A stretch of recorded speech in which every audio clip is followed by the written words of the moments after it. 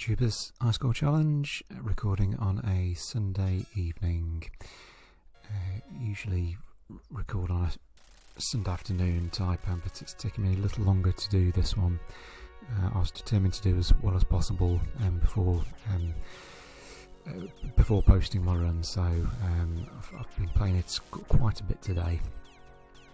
But anyway, onto the game itself. It's kind of like this side-scrolling sort of platform action type game. You shoot stuff, collect coins, collect power-ups, make your way through the game. All sounds straightforward enough. So first impressions, lovely, colourful first level here, interesting, nice enemies, all nice graphics, all well drawn. And I'll speak a bit more about the difficulty shortly. It's a good idea to use something like Ghosts and Goblins or Ghouls and Ghosts as a reference for this, I think. Also by Capcom.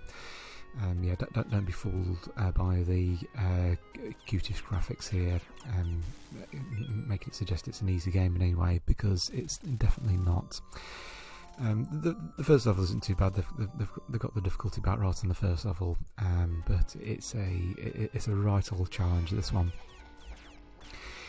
It's the kind of game where if you're playing it in the arcade back in the day, you'd be drawn in by the love of the graphics, and the sound effects are really good as well. Like you get those wolves howling and stuff.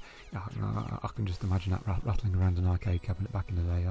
I certainly would have been drawn to this if I would have seen a cab. But yeah, it's not something. It's not one I saw back in the day. So this was a new experience for me.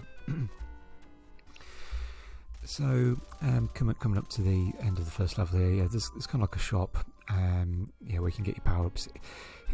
It seems to be each time you buy stuff, it's kind of like more expensive the second time round. And if you buy like your magic power-up or whatever, then you kind of get the next power-up in the shop next time round. So you kind of want to be buying them to sort of like, to make sure the next powerful one's already ready to be available when you get to it. But to be honest as well, you kind of need to be powered up to the max as much as possible anyway. So and the first level boss there, nice sort of coin bonus. Yeah, just need to jump up and down on that bit really, and he kind of like breathes fire where you were in a way, so you can kind of time it and dodge it. Little tricky at first, but once you've got the hang of it, then no problem. And I suppose that's where I start to talk a bit more about how the game's played. It's one of those ones where you play through it, you learn it, you know what's coming, and you kind of like not waltz through it, but after practice it's kind of like you can do everything pretty smoothly, like down to a T really. You sort of like you got your route worked out, and you're kind of doing pretty much the same thing every single run. Which is no bad thing. I mean, that's kind of like how lots of games are in a way. It's kind of like they are a bit of a memory test. I do find you still, even though it's a memory test, you're still honing your skills on it, and it's very easy to have a lapse in concentration or something, and it's something which you should have remembered.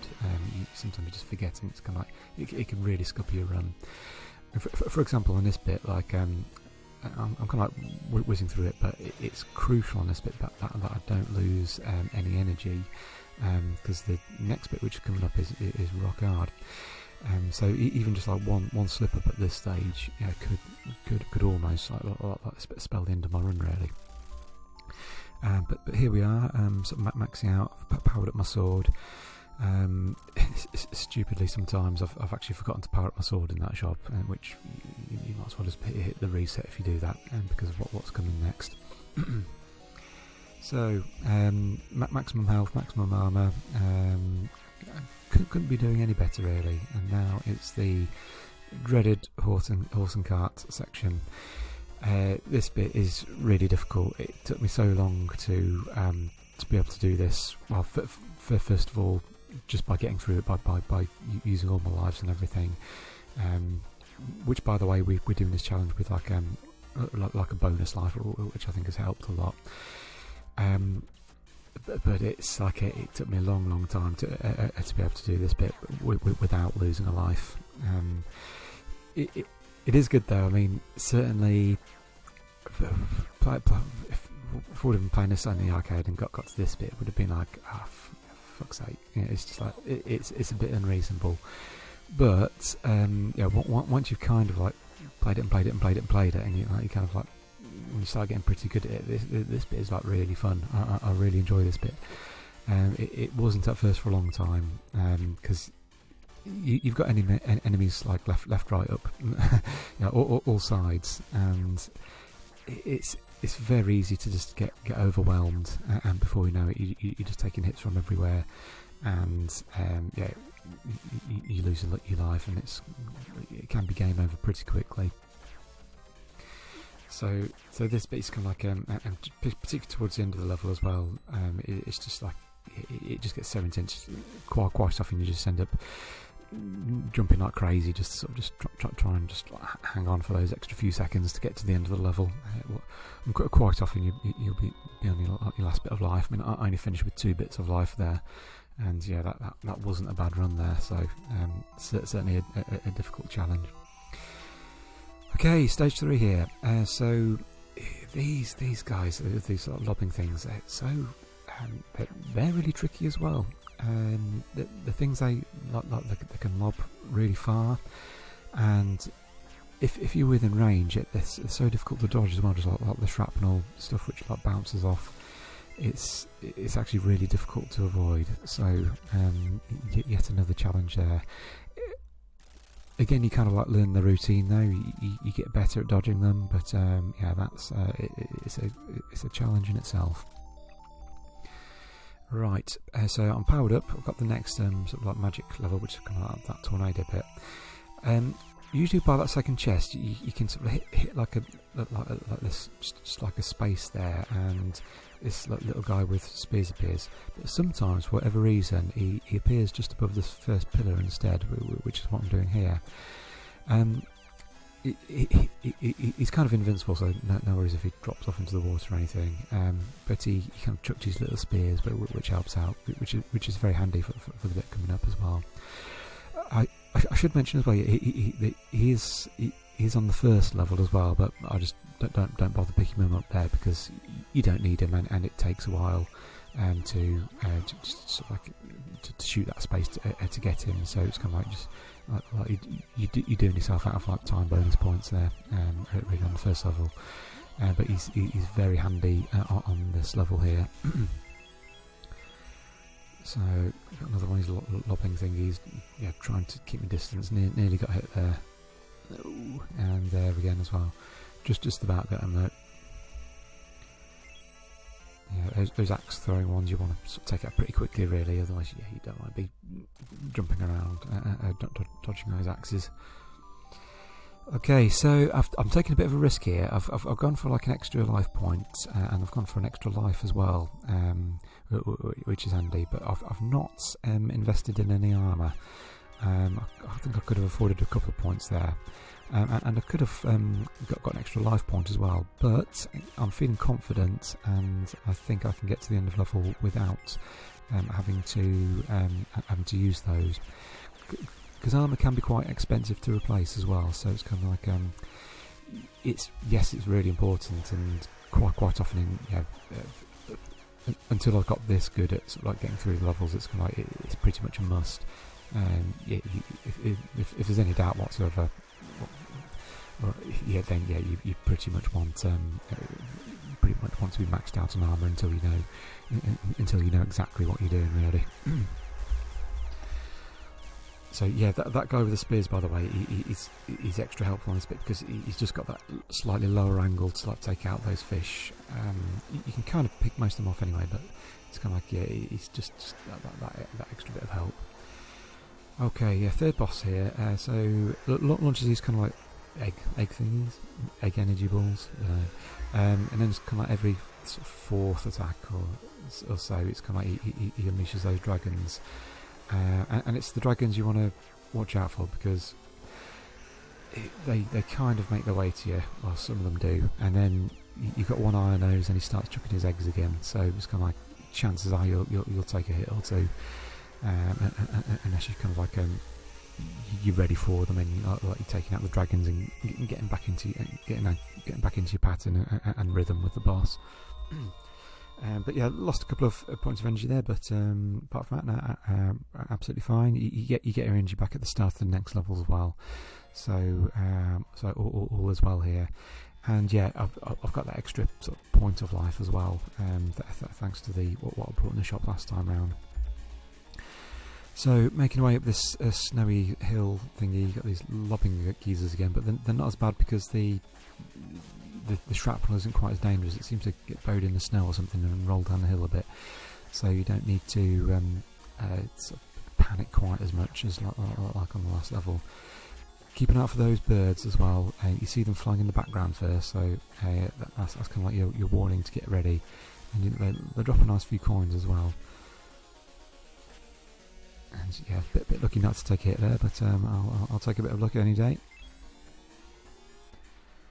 Okay, so in the shop here, I'm powering up my sword, but again I'm being quite cautious on what I'm spending, and the reason for that is that I really, really, really want to be able to afford the more powerful sword in the next shop, because I was really struggling with the boss at the end of this level, and I think, to be honest, there's probably ways to do it in any case, but yeah, I find it quite boring. I'm just hacking around this bit because a bit strange. Sometimes I'm not sure what triggers it, but sometimes there's a space head hit where you get the little guy with spears again, who is actually sort of again very, very helpful, particularly on the last boss, but not appearing that time. So just got to suck it up and carry on as best as I can. This dragon's alright. I'd say patience is the key, really. Occasionally, oh, no, that was a nice slide out of the way there. Occasionally he gets into a difficult position, which makes it difficult to avoid his flames, but if you're just patient, wait for him to fly in a bit, he spunks his flame, then you just jump up, attack him, and repeat.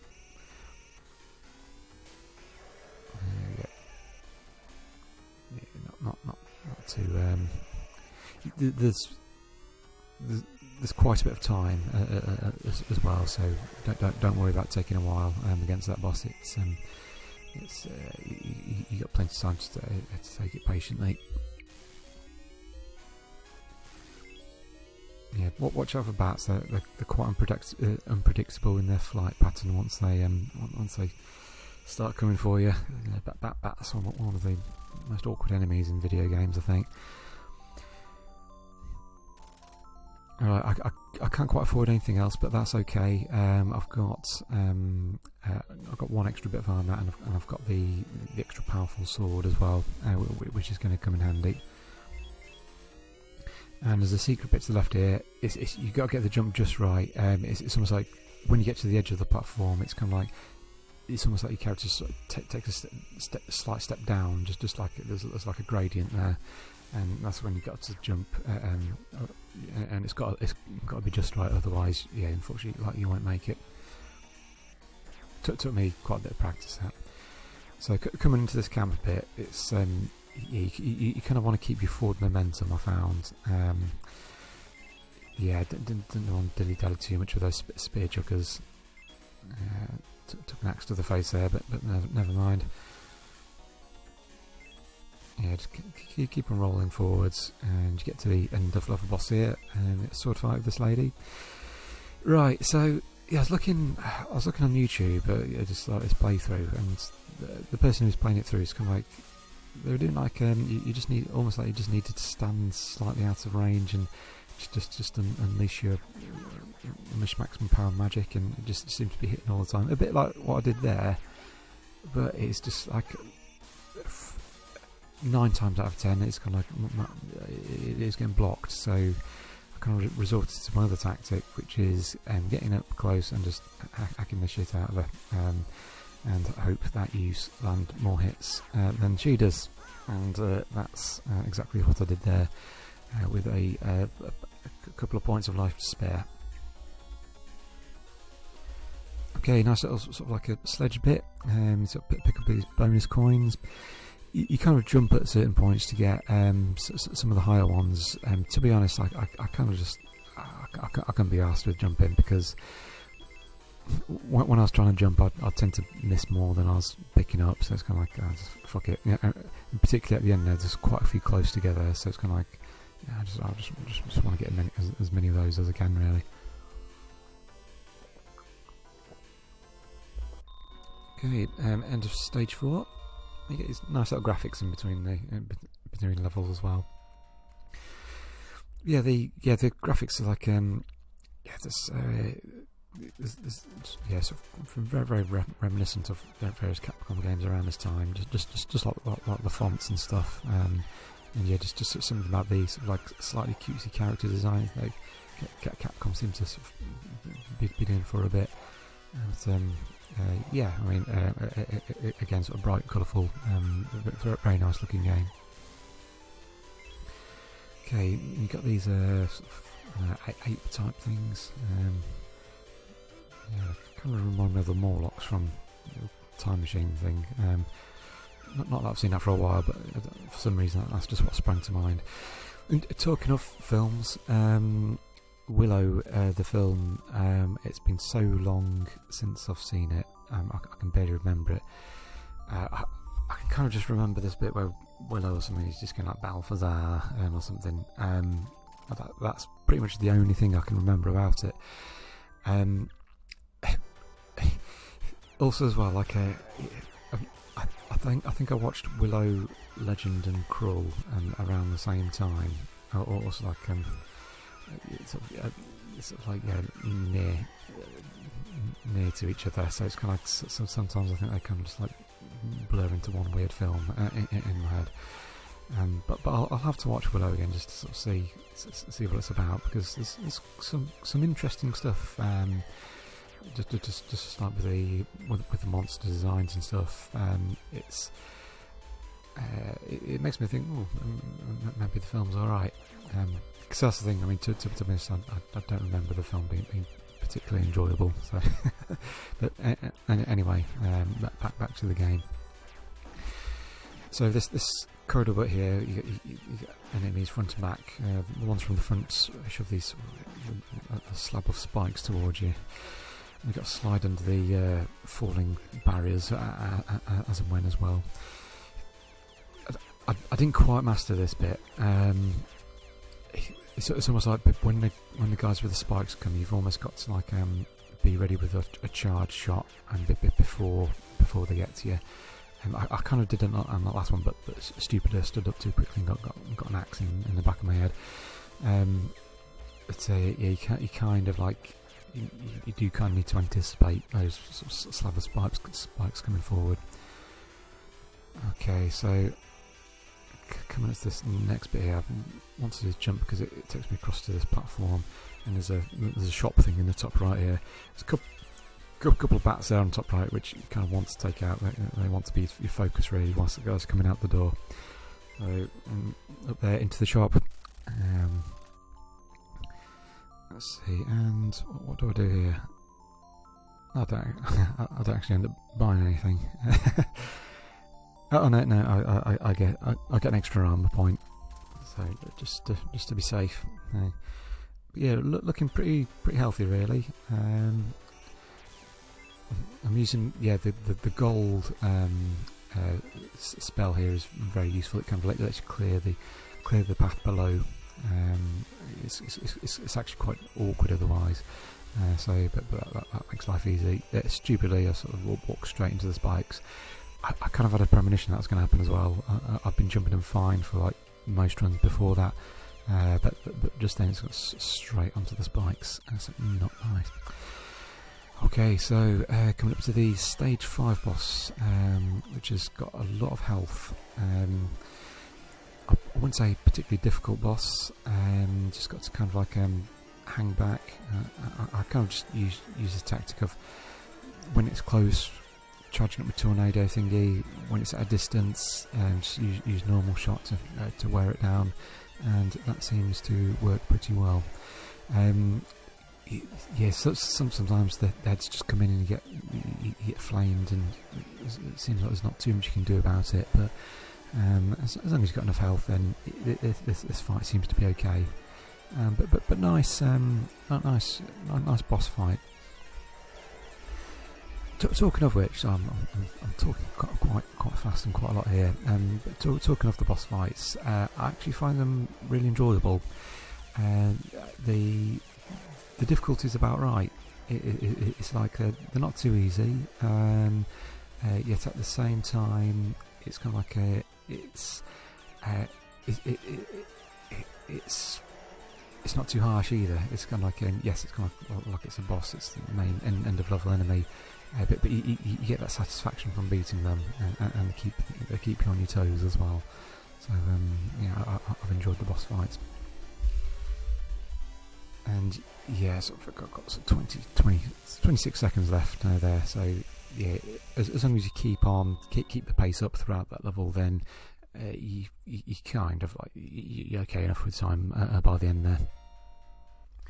Right, stage 6, and I suppose just like generally speaking, like yeah, this game I think it got a lot of hate in the tubers, and I can kind of see why, because it's very difficult and frustrating to start with, but I mean, yeah, it's taken me quite a while, you know, which I appreciate. Sort of like people probably want to spend as much time, or even wanted to spend as much time as I have today, but it is rewarding, and it's kind of like once you've got to grips with it, and you sort of, and you get into the final level, like you're kind of thinking, I'm actually enjoying this.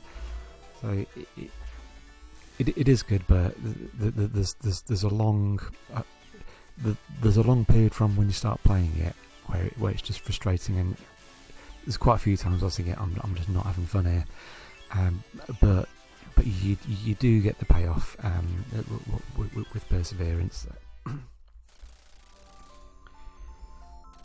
So max up my health here. Yeah, I had a bit of a nightmare on this bit, really. There's this kind of like a floor of spikes, and you've got these sort of platforms which appear, then slide back in. The timing isn't too bad. They give you a bit of leeway, but when you've got like the arrows being shot at you as well, you're almost guaranteed to lose a point of health or two. Well, I did anyway. There's probably a way, but yeah, I found this bit particularly tricky. And sometimes when you land on the spikes, it's just a case of just charge forward, just get out of there as quickly as possible. I should mention at this stage that the sword I've got actually sort of like swats those axes out the air, which is something which wasn't the case before. So you've kind of got like an extra defence by this point. And likewise with these chain guys as well, like the sword kind of like cancels out their mace thingy.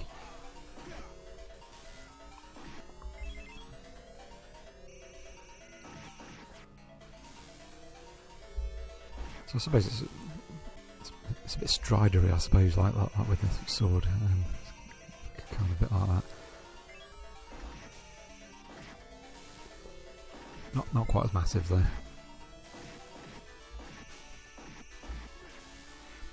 Yeah, this last level is apparently a maze as well. Like there are sort of multiple choice doors. I had a quick look online to see which doors to take, because I'm not screwing around. Taking sort of half hour to get to the last level, I need to take a wrong door and shit. It's like that's one reason to be thankful for the internet.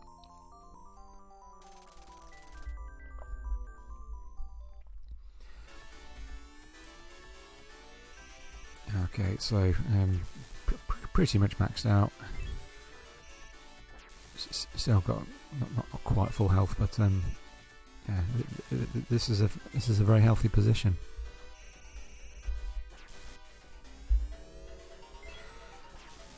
I think it's the first time I've got to this point without losing a life as well. It's kind of like quite often I would have lost at least one life by now, but this was like turning out to be a very, very good run.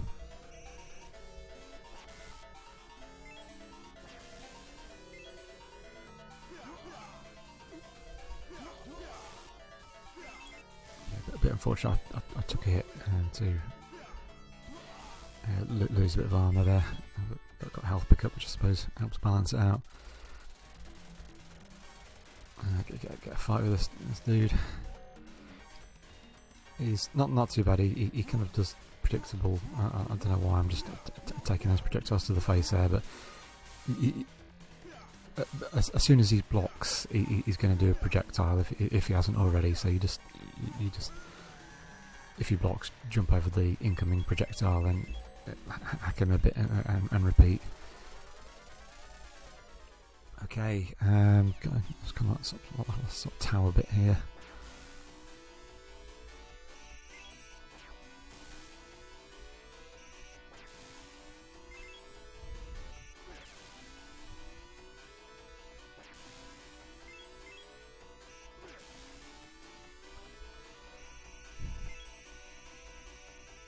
Yeah, again, the gold magic is quite useful here. It only works on some like the lighter, weaker enemies. But when you got those archers in the turrets above, then it's kind of like, yeah, it's very handy. That.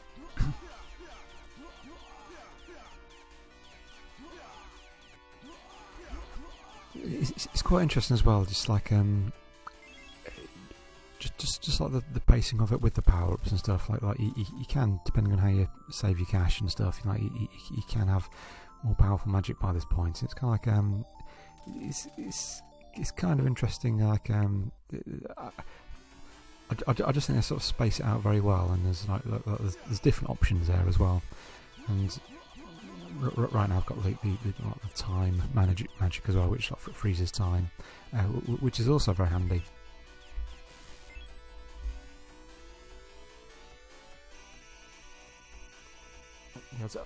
I'd say for the most part the magic is it's interesting. It's kind of like it's got its own sort of uses and things. At first I was thinking there's going to be sort of some magic which is just a bit naff or I don't need, but most of it seems pretty useful. Talking of which, by the way, you can sort of like even though you upgrade your magic, like depending on when you release the power bar, just up at the bottom of the screen, you can still sort of like cast the other spells you had access to.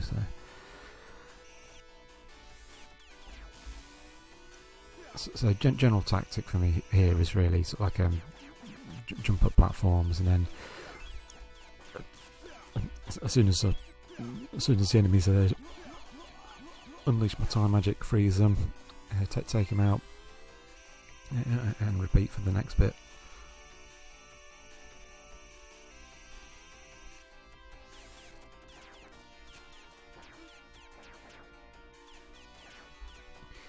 Yeah, I'm looking to sort of keep as much armour as possible here, because the guy at the top, sort of the shop at the top, doesn't have armour in store, so it's kind of like what I lose here, I'm not going to be able to get back.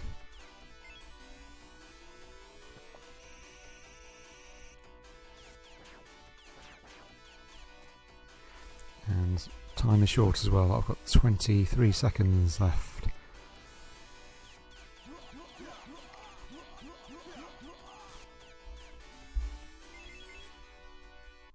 And yeah, got this explosive magic, which is actually pretty powerful.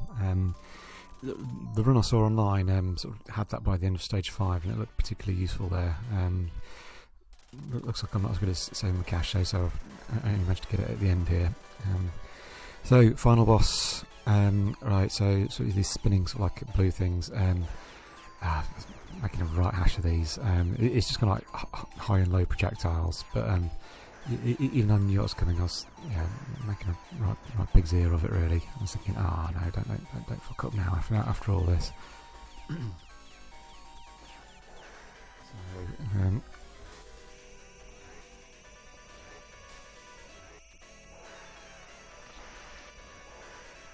be a bit careful. Those blue sort of orb, well, those blue fireballs they do when explode. They can like the flame hangs around a second or two, so it's kind of like you still need to sort of steer clear of it. It's been making a hash of these projectiles again.